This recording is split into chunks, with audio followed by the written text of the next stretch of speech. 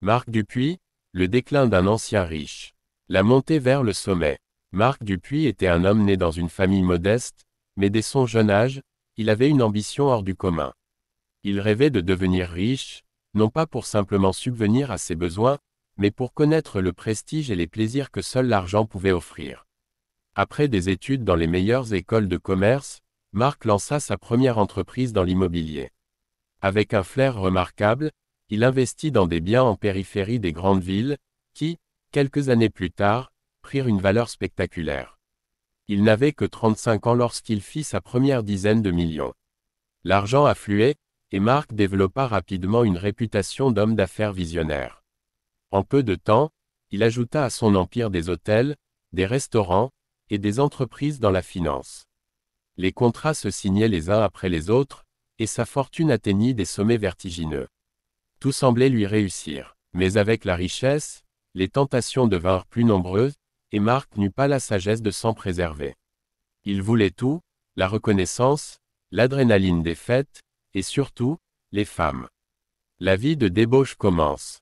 Marc croyait que la vie lui appartenait. Il ne se fixait aucune limite. Il fréquentait des clubs privés où le champagne coulait à flots et où les fêtes n'avaient pas de fin. Le simple plaisir de consommer n'était plus suffisant, il voulait le meilleur, des voyages en jet privé à Dubaï, des séjours dans des villas aux Maldives, et des soirées sur des yachts en Méditerranée. Les femmes faisaient partie intégrante de ce mode de vie.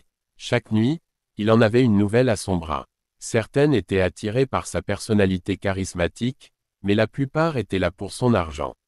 Marc les comblait de cadeaux extravagants, bijoux, vêtements de luxe, et voitures. Il dépensait sans compter, convaincu que son argent était une source inépuisable de plaisir. Ses proches amis, qui avaient toujours été là pendant ces années de lutte, commencèrent à s'éloigner.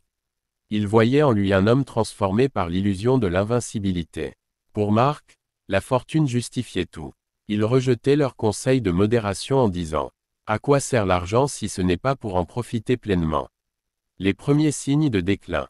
Après plusieurs années d'excès, les premiers signes de fatigue commencèrent à apparaître. Marc souffrait de migraines persistantes et de malaises fréquents. Pensant qu'il s'agissait simplement de stress, il continua de mener sa vie sans faire attention. Mais au fond de lui, un sentiment d'insatisfaction commençait à naître. Malgré tout l'argent qu'il dépensait, il se sentait seul. Les fêtes ne le faisaient plus vibrer comme avant, et les femmes qui l'entouraient semblaient de plus en plus intéressées par son portefeuille que par lui-même. Un matin, Marc s'effondra en pleine réunion d'affaires.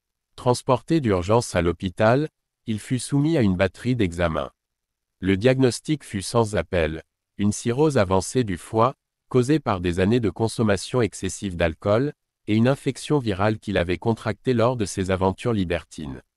Pire encore, ses reins montraient des signes de défaillance, et les médecins lui annoncèrent que son espérance de vie était sérieusement compromise s'il ne changeait pas immédiatement de mode de vie. L'argent ne peut tout acheter. Dès lors, Marc lança une course effrénée contre la montre. Il mit des millions sur la table pour obtenir les meilleurs traitements médicaux.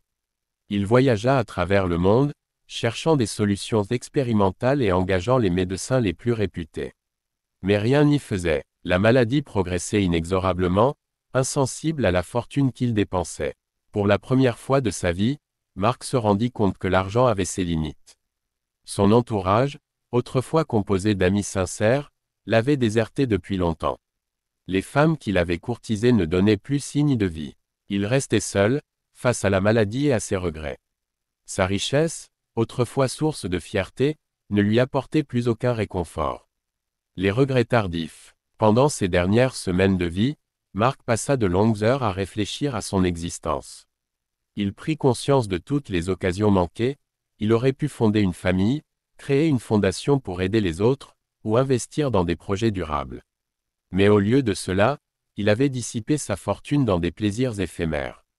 Un jour, allongé dans son lit d'hôpital, il confia à son ancien comptable, l'un des rares à être resté à ses côtés. « J'ai vécu comme si l'argent était la réponse à tout, mais aujourd'hui, je me rends compte que ce que j'ai le plus gaspillé, c'est le temps. » Il décida alors d'écrire une lettre ouverte à tous ceux qui poursuivent la richesse sans en comprendre le sens. Dans cette lettre, il implorait les autres de ne pas suivre son exemple et de se rappeler que l'argent doit être utilisé avec sagesse. Le dernier message, ne croyez jamais que la richesse vous rend invincible. Elle peut acheter des plaisirs, mais pas le bonheur, des traitements, mais pas la santé, des flatteries, mais pas l'amour sincère. Si j'avais une seconde chance, j'aurais choisi de préserver ma fortune et de la consacrer à des choses plus nobles. À ceux qui lisent ceci, retenez bien cette leçon, il est plus difficile de conserver sa richesse que de la gagner. Ne gaspillez pas vos jours à poursuivre des illusions. Faites ce qui est bon, pendant qu'il est encore temps. Une fin qui fait pitié. Marc Dupuis mourut seul, quelques semaines après avoir écrit cette lettre. Ses biens furent dispersés, et sa fortune dilapidée par des héritiers lointains. Les médias rapportèrent son histoire avec tristesse, comme celle d'un homme qui avait tout eu mais qui, au final, n'avait rien conservé. Son histoire devint une leçon pour les générations futures, un rappel que la richesse est un outil, et non une fin en soi. La vraie sagesse réside dans la modération, le respect des bonnes valeurs, et la capacité à bâtir quelque chose de durable. L'histoire de Marc Dupuis est celle d'un homme qui apprit trop tard que la richesse ne peut garantir ni le bonheur ni la longévité. Elle nous enseigne que le libertinage et l'excès mènent inévitablement à la ruine, et que la vraie réussite consiste à utiliser sa fortune de manière responsable. Ainsi, cette histoire montre que, quelle que soit la fortune amassée, il faut savoir conserver ses acquis et investir dans des valeurs durables plutôt que de gaspiller son héritage dans des plaisirs futiles. Je vous invite à vous abonner à ma chaîne pour ne rien manquer de mes contenus exclusifs.